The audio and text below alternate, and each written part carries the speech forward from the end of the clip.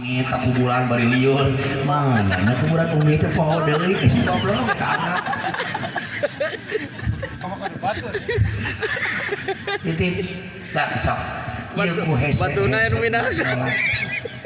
Matak paingan atuh paingan Saur Abu Lais As-Samarqandi hiji nu bisa ngabahagiakeun urang hirup di alam dunia teh sok laksanakeun salat matak jaga raksa ku urang salat da kacida pisan hese. Nah matak sok urang masing daek salat berjamaah geunah berjamaah mah aya imam aya makmum. Alhamdulillah di dieu calon imamna araya doakeun ieu imam-imam urang sing parajang Yesuana amin.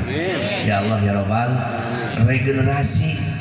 Maksud regenerasi teh ulah tiba ukur Kang Ajengan anu mungkul sareng kasepuhan Pak Haji di dieu sok urang dieu teh kudu aya nu naik masantren ngalah meureun saeutik lobana ari bisaeun make ke jadi imam teh moal kapaksa imam teh dipaurkeun ajengan anom teu aya Kang Haji di dieu rek salat magrib sasaha akhirna aya nu teu paruh jadi imam pan riweuh sakalian babaturan simkuring pernah masantren kakara 6 tahun bea kasolona genep ngaji can becus balik ka imam ustad keur araruh kabeh nya pas berjamaah magrib si eta datang ka dinya maneh mah masantren jang padahal masantren teh tukang ulin jara uing wayahna mun hayang jadi imam magrib akhirna deure eta budak jadi imam magrib wah Allahu akbar bacaan Fatihah pas di muka Bismillahirrahmanirrahim tapi kana wal dhalin ningang pas maca surat ingat dengan wal asri Bismillahirrahmanirrahim wal asri innal insana lafi husrin illa alladzina amanu wa amilus solihati falahum ajrun ghairu mamnun. Teker berjamaah kitu makmum riweuh di tukang nah kasih teh ngabareok kieu tina wal asri jadi kana watini cek budak jadi imam teh da lain kieu wal asri mah balikan deui asri innal insana lafi husrin illa alladzina amanu wa amilus solihati falahum ajrun ghairu mamnun kene cek tukang nah beuki edan euy imam cek budak lo jadi imam teh da lain kieu wal asri mah asa aya sobrian ieu mah eueuh akhirna kumaha balikan deui sabali deui wa amilus solihati rek budakeun aya di tukang kabejaan wa tawasau bil haq wa tawasau bil haqqi wa tawasau bis sabr omong ruku ningal pas ke ruku eta budak mikir Terus digeuning tukang teh akhirna jelema leuwih ngarti batan abdina abdi maksa-maksakeun teuing jadi imam era nempo lawang pantok pangimbalan molong jelang luncar imam mabur nu rek makmum di tukang eta aki-aki geus cangkeng weuh ieu budak santri teh yakin imam bibuyaeun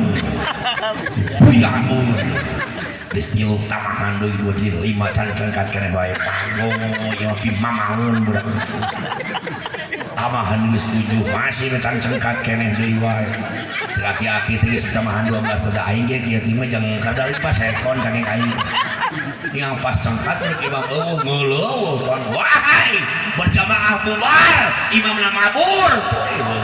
maka gini disyaratkeun lamun urang bade salat berjamaah tukangeun imam kudu aya jalmi anu ngarti maksud jeung tujuanna bisi imam eta pingsan bisi imam eta mabur ieu nu tukangeun imam nu ngarti teh maju ka hareup nah ibun anil imam gaganti imam maka berjamaah moal gagal bener kabeh matak engke deui ka DKM mun nyieun masjid pangimaran tong make pantok geus we tutupan mun kali-kali imam mabur ke belah tukang tinggal lengkas rek ka mana mah jangan orkes dikunci mantona dititipkan ya cing hade salat kalayan berjamaah tak ieu ku sia-siana paingan jadi kunci kebahagiaan di dunia sidaran di akhirat. Nu nomor kaduana sajabana urang salat teh perkara nu kedah ku urang didawamkeun naon teh nu nomor kaduana wa sedaqati sedekah sering gua abdi uningakeun di mana-mana oge ari sedekah teh kieu urang mere ka batur